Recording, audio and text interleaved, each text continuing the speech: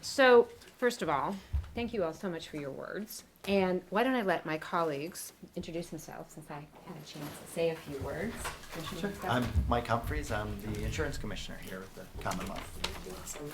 So Commissioner Humphreys oversees all of the other health insurance plans. So as you know, we oversee Medicaid at the Department of Human Services, but all of those other commercial plans and other plans are under Commissioner Humphreys' purview. So So that's the individual market, the penny plans, the small group, large group, everything that's not self-funded, which is kind of federally regulated through the Department of Labor. yeah, so we're really happy to have him here with us today. So, and I think I've met some of you in person at visits, but it's so nice to hear all of you speak today. I'm Val Urkush, and I'm the Secretary for the Department of Human Services. We oversee the Medicaid program and, of course, are really excited to have been able to add doulas as providers to our Medicaid program. And I've been working with the Pennsylvania Doula Association on no-cost certification for doulas. That certification piece is the one thing that we do need in order to get people enrolled directly as providers in Medicaid, but it is happening slowly but surely. So we're really, really excited about that. And when we get to the conversation, would love to just hear more about that process and what we can do to make it easier. So, Dr. Bogan? I also really appreciate, I'm Deb Bogan, I am the Secretary of Health, and I am a pediatrician by training. So, and I'm also a lactation consultant. And worked for many, many years in academic medicine like Dr. Kush in pediatrics in Pittsburgh. So I'm more familiar with the western side of the state, but I really appreciate the advocacy and the work that the doulas do to really support women to be prepared to breastfeed, because it's one of those things you have to know about in advance. It's kind of hard to say on the day your baby's born, I'm going to breastfeed, if you had no education or support before that. So it really starts prenatally, and I appreciate even before prenatal care. I often tell people, like, you need to talk about it when they're teenagers. So I really appreciate that. Share your passion for that work and that importance. But as you know, in this country, we don't have we don't have paid parental leave uniformly across our country, which we know impacts breastfeeding and health outcomes for families, and there's a real disparity in that. So I appreciate all the work you guys do. I really am excited. I actually, as a pediatrician, did a lot of newborn care and had the opportunity to work with doulas and lactation consultants in my career. So I saw your work every day, appreciate it, and we need a huge expansion to make sure that every family has access to those services, because it isn't consistent across our country, our state, even within a county or a city. So I'm thrilled to be here with you all and to hear. I've been out of the field a few years doing public health, so I've love to hear what you're all up to and what you can suggest the Department of Health can do to support your work. Hi, I'm Kelly Primus. I'm the Deputy Secretary at the Department of Drug and Alcohol Programs, or DDAP. We fund services, prevention, treatment, recovery supports for people who are uninsured or underinsured, people who don't qualify for Medicaid. And we do that mainly by going through the local counties. There's over 60 counties, and we fund 47 different single county authorities to provide services for people, including women who are pregnant, although most of them become Medicaid eligible, which is why having the doulas become part of the Medicaid world is a wonderful thing. And we're happy to be here and to help problem solve for some of the issues that have been raised already, and hope to be able to work with all of you to help make maternal health care more accessible, to instill further quality, and to make sure that we're reaching people who are underrepresented especially. Thank you. Thank you, Secretary Kush. So we really want this to be a conversation. And I always have questions I'd be happy to ask, but I think all of us would rather just start with all of you. And are there things that you want us to know about as we embark upon this maternal strategic plan? Things that we can do collectively to organize how care is given, to support it better, to make sure it's accessible? I just, from your experiences, what are the things that continue to be the biggest barriers for birthing people in the Commonwealth? I think it would be postpartum care also, as far as really getting the word out. Unfortunately, a lot of the birthers don't even know what's going on because we're always thinking about birth. And it's hard to get them to start thinking about postpartum. So for me, whenever I took my birth. For me, it's really important if I do have a birthing client, I want to know, what's your postpartum plan? Because that hits them like crazy and they're like, I'm not sure how I got into this. This is really hard. I didn't know it was going to be this hard. So if we can do something to help prepare our patients or clients to understand there is another part of this. I really hate to use this analogy, but we're here from Pennsylvania, so we have like this Hershey bar. The Hershey It's the perfect cup is the analogy. parent. Is the birthing person, and inside, oh, we can't wait to get to that chocolate bar or the candy. What do? What we do is we just open up the wrapper, and what do we do with wrappers? We kind of just throw it away, and that's how I feel is what's happening with postpartum people, especially with my birthers. We need. I love that language of postpartum plan because Yes. so many birthing people have a birthing plan. I'd rather call that preference. But I think I've literally never heard anybody say, and here's my postpartum Yeah. plan, Yes. right? Yes. So, Yeah, that's what I Love that. work with. yeah, that's great. So I mentioned this earlier during my comment in the other room, and that's how do we expand from not just having Medicaid reimbursement for doulas, but also private insurances coming on board, because I think that's one of the biggest areas where we're seeing a challenge right now. And the second part also is transportation, because I've realized that a lot of moms don't have access to transportation to go to their doctor's appointments. I'm currently dealing with a client that's one of her biggest stressors right now. Oh my gosh, I don't know how I'm gonna go see my doctor for my next appointment. When I have the baby, how do we get to the doctor's office? So those are really like a huge challenge for most moms today. Yeah. Just You wanna a talk question, about yeah, I'm curious, kind of, what percent would you say you see that's on the commercial side, the Medicaid side? Because I think, and doula coverage in particular, that the commercial market, I think we have maybe one plan so far that's covering doulas. But I think the certification program is a big first step towards getting the commercials on board. Yeah. Certainly having Medicaid on board is another second huge step. But just kind of if you could talk further about kind of the populations you see. would I be don't great. have a number, but I do know that a lot of people who have private insurance and really want doula, like I've lost 3 clients in the span of 30 days because they could not afford to pay out of pocket for a doula service, but have private insurance through their employer. So that's one of the biggest things I'm seeing as I'm getting people who are saying, hey, I need a doula, but then, oh, I'm sorry, Blessing, but I can't afford you because my insurance company can't cover the cost, And are they just told directly we don't cover doula care, or is it more pushed onto the OB in terms of we pay a bundle, it's on the quarterback, or in this case the OB, to determine who gets which portion of that? Because I've heard a little bit both ways, and I'm I curious see. if you've heard it on your side. No, I've not heard that. But. So as an obstetrician, what we're seeing happen inside of the hospital and the office side is it's contingent on A, where you're delivering, and B, who your insurance carrier is. So like, I do understand that there are some private insurers who are looking at paying for doula services and capping it at $1,000 or $1,500. To answer your previous question, it depends on where your hospital is located. So for example, LGH, Lancaster General, about 70% of their birthing people have Medicaid and are insured by Medicaid. Whereas if you come over to UPMC Lidditz, where we're slightly in a little bit more suburban area, only about 20% of our patients receive Medicaid.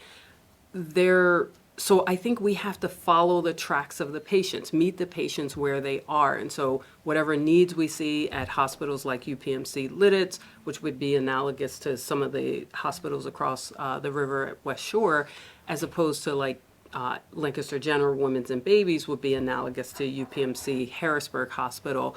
I think we funnel services where they're needed. Follow the numbers. So if you have a hospital where 70% of the patients receive Medicaid, then let's get doula services there.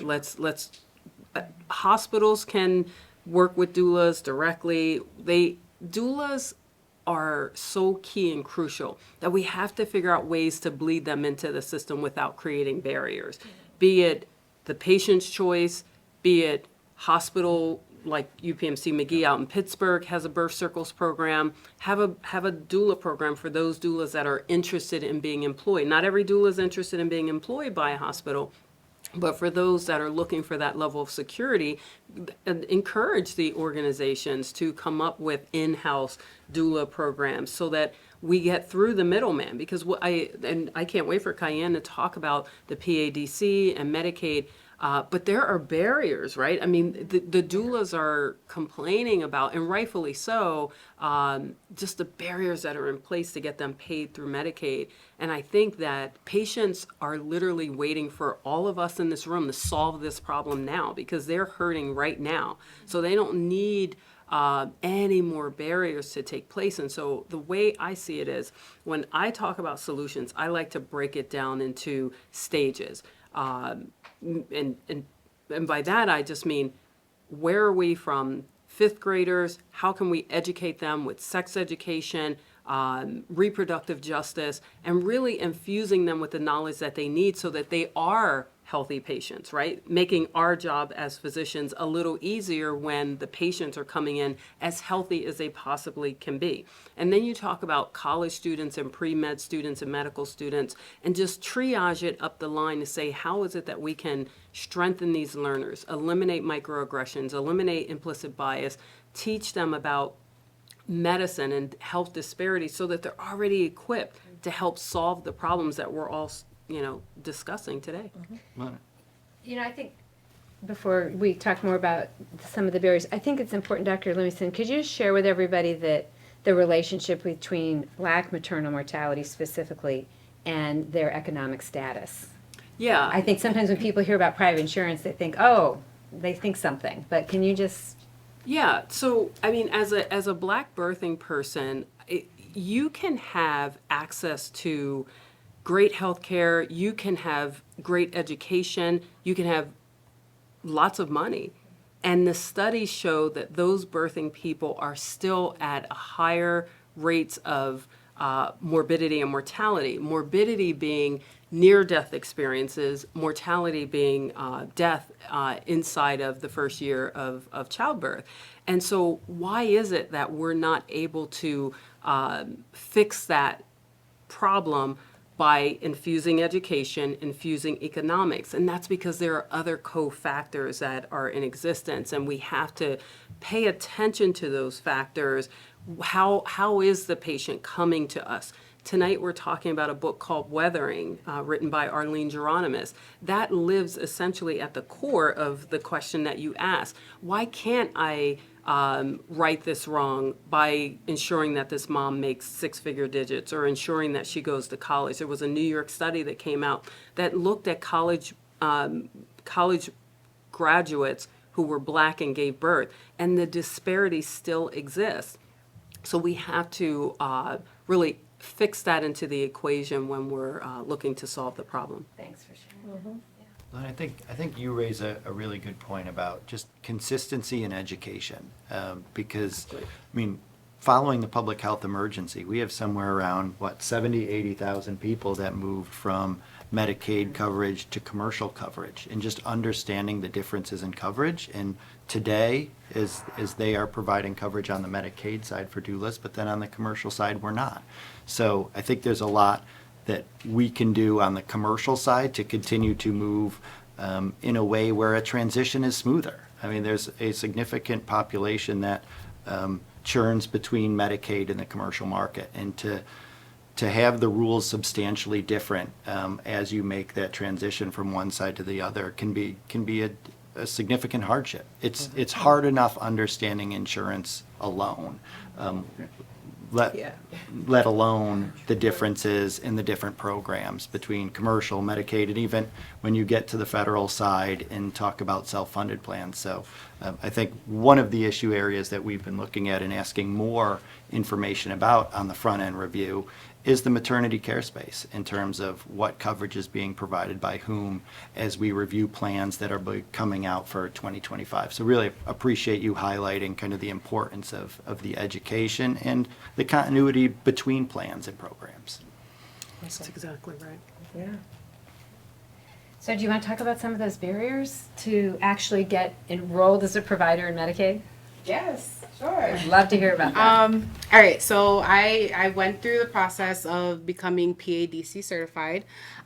Initially, I thought, okay, once I do this application, I do my references, I can bill Medicaid. And then when I got to that point, it wasn't just, oh yeah, you guys, you can bill Medicaid. It was, okay, now you need to do this. And then I did that, and then it's like, okay, now we need you to do this. And there's steps. Mainly is contracting with these MCOs. It's putting out these interest forms, telling them, you know, I would like to be a provider and bill Medicaid insurance. And it's actually having them accept it and get back to the doula. I feel like that's one of the barriers, is hearing back from the insurances, because it's, okay, let me send out a form to this insurance, and this insurance, and not hearing back from anybody. And then it's contacting them again. Hey, you know, I just want to know, I sent you guys a interest form, a contract. I would like to contract with your insurance so I can be billed as a provider. I think that's a big barrier there. It's not impossible. It's not. It's very tedious.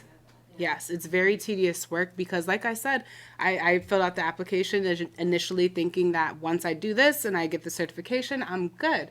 But then when they were like, you need an MPI number, okay, did that. And then, oh, you need this, did that. Then you need to fill out these contracts and interest forms and send them to the insurance. And you need to wait. It's essentially sitting there and waiting to hear back from them. The baby could be born by then.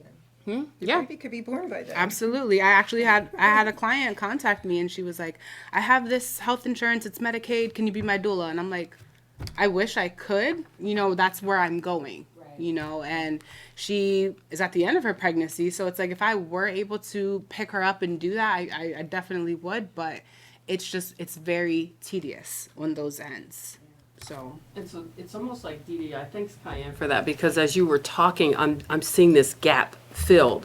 Like, that's the function that DDI is holding right now, is to be that gap in care. So we have DDI 1.0 and DDI 2.0. When we first did DDI 1.0, we were so happy. Oh, you're black, you're brown, and you're pregnant. Come on over here with us, and, you know, our little pocket of grant money. And we exploded. And then we realized we have to have some criteria. And so in DDI 2.0, we created criteria. We said, are you a birthing person of color?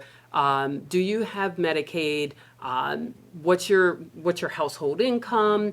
Are you between the ages, the gestational ages of 16 and 28 weeks? We chose that because getting a doula at 37 weeks is just the worst feeling on both sides. The doulas don't get the opportunity to get to know the client. The client feels like, I don't really know this person, but sure, come on in my kitchen and do my dishes. Like, it wasn't conducive to building a great relationship. And so we were trying to create this formality.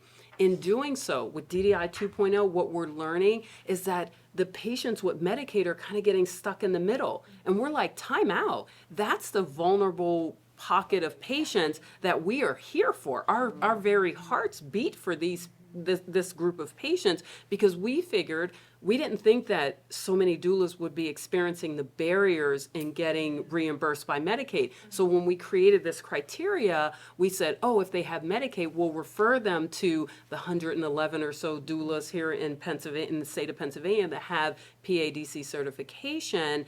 And we're seeing that they're looping them back to us. They're sending them back to DDI. It's time intensive. It's time intensive, and rightfully so. I mean, if you're going to get paid through Medicaid and reimbursed through Medicaid, they have to know that you have some type of credentials. I get that. That part makes sense. Then I guess we have this in the meantime conversation, and the in the meantime conversation is supporting organizations that are there to catch and cast this wide net, so that patients who are marginalized aren't getting caught in, you know, the statistical crosshairs of you know, the state system. Can I just add something? I think what we're really getting to the core of is the sustainability of this work. If we are not able to do things easily, some of us have other jobs, and those things are important to us to create, you know, things that we need for our own families too, but bringing the doula work, which is a work of passion and love, into the conversation. We need to be able to easily do things so that we can pass that ease back on to our clients, right? When we're having trouble and we're experiencing delays in receiving things that we need to do our work, then that results in clients sitting for weeks and weeks waiting. I send an email and they're doing all the footwork that they can do as well. I think another, to kind of build onto that a little bit more, we need easy ways for doulas to refer and connect to services as well. So I talked earlier about being the unexpected social worker. You walk into someone's life at their most vulnerable point, and they may have a variety of different things going on. And so really, not only are we dealing with that, the birth itself, the birth bubble, but then the social bubble, the emotional bubble, the religious bubble, the economic bubble that is around that person as well, and all of the other moving parts. And so in order for us to be able to parse through all of those layers, help the client, the birthing person and family system make sense of that. And then we're in the background trying to shield them from having too many conversations about stuff that would stress them out, right? And increase anxiety and worry about the healthcare system. So if there are ways to make things easier for doulas to access places where we need to send clients to help them with things, whether that's resources with transportation, whether that's resources with food insecurity or housing insecurity, our ability to kind of plug in, be switchboard operators. I use that analogy often in my work as an educator. Being a switchboard operator, the easier it is for us to identify those places to send clients to get the help that we can't always provide. The easier it is for us to give them the things that we need to. We can spend more time on something like childbirth education, birthing planning, postpartum planning, versus having an hour and a half conversation and picking up the phone about how we're going to get you to your appointment. Yeah, we have that. It's called PA Navigate. So we'll talk about that. Great. Yeah, that system is now going live. It's pa-navigate.com, and it's exactly that. A client can self-refer. You type in the zip code where you're looking for food, housing, transportation, and it's getting more and more populated every week. So that system is underway. And I think the Department of Drug and Alcohol programs, you also have some really great resources too, right? For thank you. For substance use disorders, there's the 1-800 Get Help Now number, and they do the same thing, only it's a live person. If you want, some people don't want to talk to someone on the phone, and there's also Treatment Atlas, which is a similar, only it's focused on substance use disorders throughout the Commonwealth and in your neighborhood, depending on what you want. I would also say for people with substance use disorder, each of the counties has case management services that's what those folks do, by and large, is help figure out what people need and get them to the place. So that's another opportunity. Happy to connect you with that list of folks for anyone that you serve with SUD. I think we would be remiss, in addition to an obstetrician and doulas at the table, we have a labor and delivery nurse, Debbie Hershey, who Debbie and I worked for like 15 years together. And I mean, you teach me about solutions on labor and delivery. So, I mean, I think please share some of your thoughts about all of this. I over the 10 years of labor and delivery direct experience I have, and different hospitals I've worked at and research that I've done as well, it definitely became evident, the disparities that we, our communities face.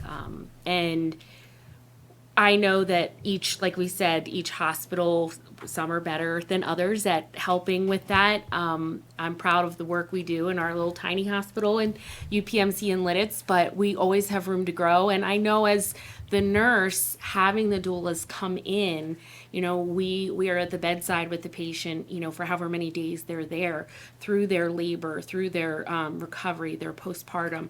So we do see their very vulnerable state. We do get to learn the issues that they may be facing going home, and to have that teamwork with the doulas is amazing. And to know that the work that we do tirelessly in the hospital to help set these moms up to successfully breastfeed and to care for their babies, as it's, Black Breastfeeding Week, so I'm, very passionate about that with talk as well. Once they leave our doors, there's no more as a labor and delivery nurse I feel like I can do unless I get involved in my community. And so building these relationships with the doulas in-house in the hospitals, working together, and then working in the community as well is a huge step at being able to just kind of close the loop, and help these moms get the help that they need. And I mean, I just reiterate everything that's been talked about. I've seen transportation issues. I've seen lack of support issues. I've seen, lack of resources, lack of education, lack of, so I'm amazed at what DDI is doing and the resources that they are trying to bring together to facilitate moms being able to safely and just overall the best care that they can give for their babies and help them breastfeed. I mean, I know I came to talk about like how we can, change or facilitate breastfeeding as long as we can in the community. What can our communities do? I know that we just met earlier with some of the bills that we're looking to pass, and they're looking to tighten the ropes on the pump bill and the breastfeeding bill, and just holding businesses accountable if they are not allowing for working moms to take the time to pump in a clean, safe environment, private environment. But I also would ask that personally, as many of us have talked, it takes a village. It takes all of us. And even in personal life, as you are dealing with friends and families and coworkers, just supporting them, making breastfeeding, acknowledging that it's natural and that it's, it's acceptable, and just supporting our mamas in any way that we can, even on a personal level. If every one of us just did that one time, it could make a huge difference in that person's life. If you have a friend that owns a business, or you have, clout, if you want to call it, in, religious affiliations, and, talk to the leaders there about setting up private areas for those moms to be able to feed their babies, to pump if they, can't feed them in that moment. And, a lot of those moms have other kids. They're breastfeeding and they have other kids. What are they going to do with them? Especially if they don't have support. Offering, hey, I'll watch your kids for you while you go feed the baby. You do not know how meaningful that is. I mean, I've had that even in my own personal experience. Someone offer to help. And so it's huge. It seems so small, but it's huge. So I'm just thrilled with what this group is doing, and so proud, and hopefully be working with them often. Yeah. So I think we could talk for the rest of the day, but we have 5 minutes left. So yeah, I know, it goes by quick, doesn't it? I know, but yeah. I do want to say one thing. My name's Norma, and as I hear, like, you were asking about, like, just the barriers that we face, and I think it's super important, the work that, like, all of us are doing, but I think just as important, we throw around this word education, but it really is about not only educating our patients on their birthing rights, because they do have birthing rights, but also educating the organizations that we are working with. Lots of times as a doula, like, I went in facilities that they just didn't want us there, right? Or, oh, you're a doula.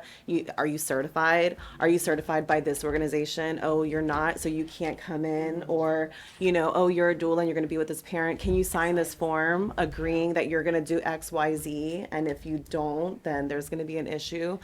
And so these are some things that we're still having to face. So, like, you can pass all the bills you want, right, to get us paid, but that doesn't mean that we're going to get in the door and that we're going to be able to provide the care that these patients actually need.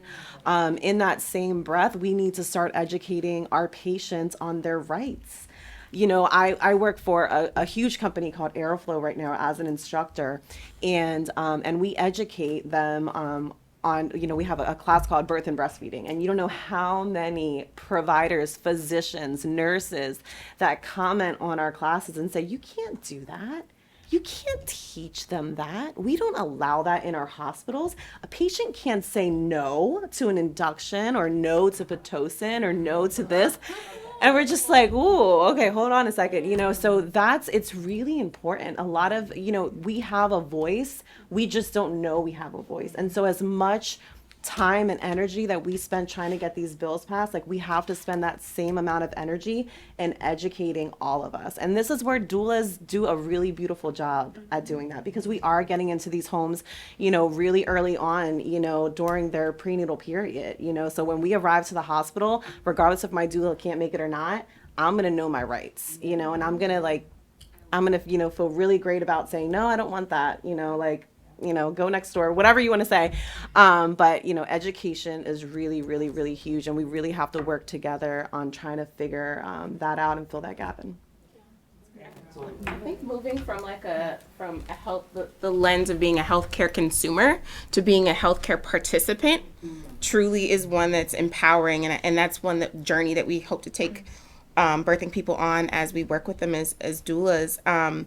One other thing that you mentioned, Norma, that I thought was particularly important was educating providers on what to expect, not the system globally, but educating providers on what to expect from doulas in their work. Mm-hmm. That helps to tear down some of the barriers within the hospitals of us getting there.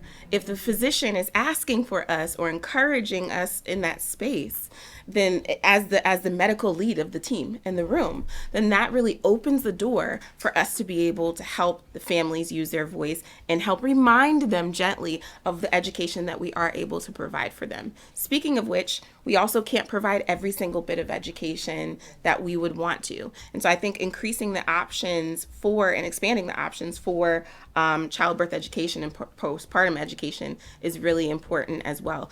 Whether it's multiple different venues for that, whether it's more digital options, all those things, having all those things at their fingertips is really important, especially as you add in there combating other things that they may not have, whether it's transportation or things like that. Being able to have those services come to them when they need them and maybe even on demand.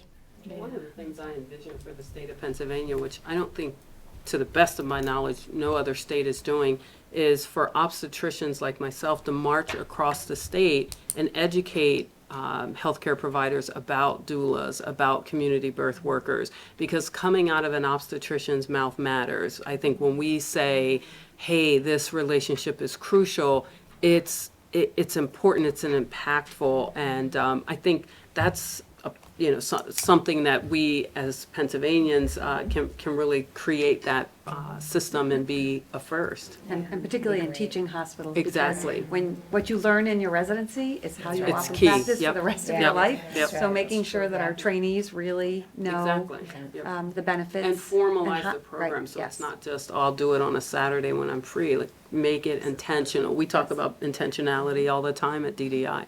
Be very intentional. So I feel like wrapping up the conversation, we want to look for solutions. How can we reach the people that we need to reach? So one of the things I think is, like, we've thrown the word education around. We need to get in there, educate, have these groups, empower these women. Also surveys. I think surveys are huge. You know, these women are in the hospital, they have their babies. Oh, if your insurance were to cover a doula, would you have had a doula? Mm-hmm. Seeing how many people, and that's more like the insurance aspect of it, seeing how many people would be like, hey, if I had access to this through my insurance, absolutely I would have a doula. That right there. But then the insurance part of it again is, okay, they have private insurance, but they applied for Medicaid insurance because of their pregnancy. What's the conflict of interest? Is it going to be, because they have private insurance, they can only be billed through that, or can they be billed through Medicaid? So I think that's like one of the solutions, education, putting the word out there, trying to get these insurances to understand the importance of doula care. That's what I have to say. There is a postpartum survey called PRAMS that Okay. looks at pregnancy practices and postpartum practices. And I have to look to see if our PRAMS survey in Pennsylvania includes questions on doulas, or whether that's an option. Do you know if it does? No? That might be an opportunity. Yep, Yeah. that's a Yeah. And I segue. do want to just throw in there, lactation coverage for that postpartum period, because we keep on talking about postpartum. And when we're talking about doula, a lot of the coverage that we're talking about is birth doula care, But, hopefully we can expand that into postpartum care. But a lot of insurances do have a cap, on how many lactation visits they will cover. And that includes education. Prenatal education gets looped into that lactation care. So if you have a parent who has had, X amount of prenatal visits where they got some education and now baby's here and they need that support and they only have one more visit left. And then lots of Medicaid programs aren't even covering those visits. So, there's definitely a huge gap. TRICARE is, I know it's not Medicaid, but, it's serving a lot of our military families. They have a cap at 6. So, 6 visits. Yeah. Is And that that's specifically with a lactation consultant, or Yeah, or is it that's- lactation counseling? So they went to the pediatrician, and the pediatrician coded lactation. yes, it's however it's being total. billed. Yeah. Total. Yeah, it's total. It's however it's being billed. So I think that kind of needs to be looped in as well, because that postpartum, that's where that postpartum care is coming from. That's great. That's really helpful. Yeah. All right. Thank you all. Sorry. We got a lot of work. We got a lot of work to do. We'll have to continue this conversation, sure, right? for sure. Thanks I'm for just having so us. grateful Yeah. for your openness and your willingness to engage and to really offer tangible ideas for us. And obviously, we have a lot of work to do, but we want to do that work together. Yes. So, yeah, thank you so much. Do you guys know where we're at? I do. Kelly Primus, the Deputy Secretary from the Department of Drug and Alcohol Programs, or DDAP. And what are we doing here today? Today's a great opportunity to talk more about maternal health here in the Commonwealth, specifically about women and women who are underrepresented and their needs. We've been able to meet with doulas and OBGYNs as well as lactation specialists, and talking about the barriers that they see for the people that they serve throughout the Commonwealth. For DDAP, it's also about women who are pregnant, not only pregnant, but also pregnant and having a substance use disorder and their needs as well. So it's a great opportunity for multi-departmental, from the Commonwealth perspective, diversity of ideas, and trying to problem solve some of the barriers that we see currently. And what are some of DDAP's goals with regard to maternal health and substance use disorders? Our goal is to try to help women and to also help providers, to help women who are pregnant, becoming pregnant, and post-pregnancy, to address their substance use disorder, as well as what we call health-related social needs, such as food and transportation and housing, kind of whole person care, to make sure that both the birthing person, or the woman in this case, perhaps, and their child can grow up and continue to become part of the community and be healthy and happy and contributing. And also to try to get the birthing person to see that there are options other than substance use disorder, and that recovery is possible, and that there are ways that their OBGYN and other medical providers, as well as substance use disorder treatment providers, can help them get started on that journey and protect their child. And what's the importance of doing this maternal health strategic plan and the planning that's happening today? I think, as Secretary Arkush said, that none of us can do this alone, none of the departments. And so this is a great opportunity for us to work together, to collaborate, to integrate, and find ways to address the barriers to meet women's needs throughout the Commonwealth. Pennsylvania is a very large and diverse state. If you've seen one county, you've seen one county, and we're here today to make sure that all people, all birthing people, and all providers are represented, and that we can coordinate to improve health outcomes for women especially. Sure. Dr. Deborah Bogan, title Secretary of Health from the Department of Health. And what are we doing here today? We are so excited to be talking about maternal health and the importance of maternal health and the commitment of the Shapiro-Davis administration to ensuring that every family in Pennsylvania has a healthy birth outcome for both the birthing mom, birthing person, and child. And you had a roundtable discussion with some of the doulas today. What was that conversation like, and what did you all discuss? It's really listening to them. The doulas do an incredible job. They take care of people in their homes, in the hospital, and postpartum. They're in the community. They know what people need. And so we heard from them some of the barriers, both to accessing their services as well as accessing care as well, both during pregnancy and postpartum. So we're listening. So across all of our agencies, we can work together to come up with the best ideas to improve those outcomes. And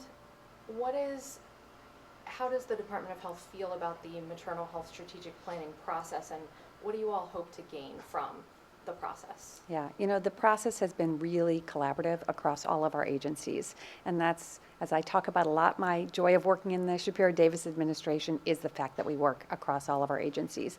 And it's been very collaborative. We have representatives from many agencies coming together on a regular basis, and they're very good about reporting back, so we all are hearing what's happening. So it's, I'm very excited about the process and can't wait to see the final plan and how we all can come together to ensure that every family has the best birth outcomes and healthy children that's possible. I'm Dr. Val Arkush. I'm the Secretary of the Pennsylvania Department of Human Services. And can you tell me why we're here today? We're here today with members from multiple agencies from across the Commonwealth to kick off our maternal strategic plan.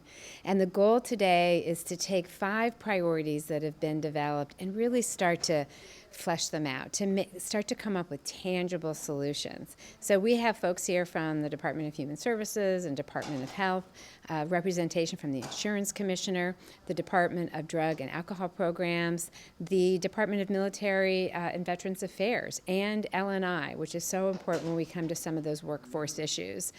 And it's great that we have everybody here because no one agency has all of the tools in their toolbox to really make substantial progress on reducing maternal mortality and improving maternal health in the Commonwealth. So just so grateful to folks from all of these agencies to come together today to do this work. And we also had the opportunity to talk with Dr. Cherie Livingston, who leads a group called Diversifying Doulas Initiative. And we also got to hear from a number of the doulas.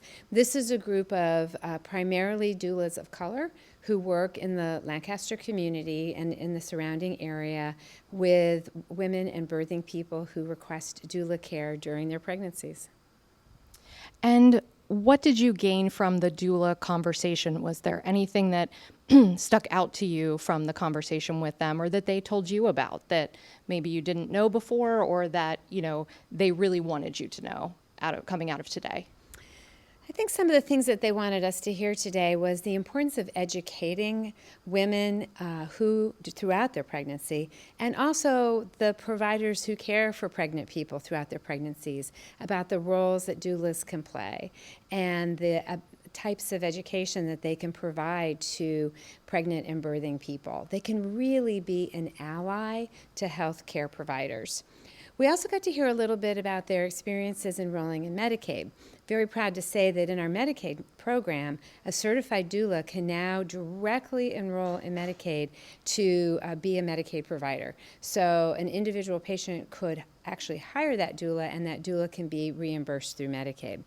And as happens with any new program when it's being started up, it could go a little more smoothly. And so I had the opportunity to hear about what some of the challenges have been and can take that back and start to work on how to make that just a little bit smoother and easier for the doulas to get fully enrolled in our Medicaid program. And what are you most excited about for the maternal health strategic plan now as a physician, as the head of DHS, but also as someone who has a leadership position within the administration and working with your Health Hub colleagues? Yeah.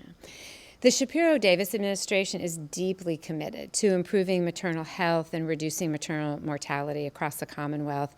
And in my years of practicing medicine here in Pennsylvania and now in my role as secretary, this is the first time I have seen the kind of comprehensive approach to working on this problem that I think is needed in order to really finally make some progress here.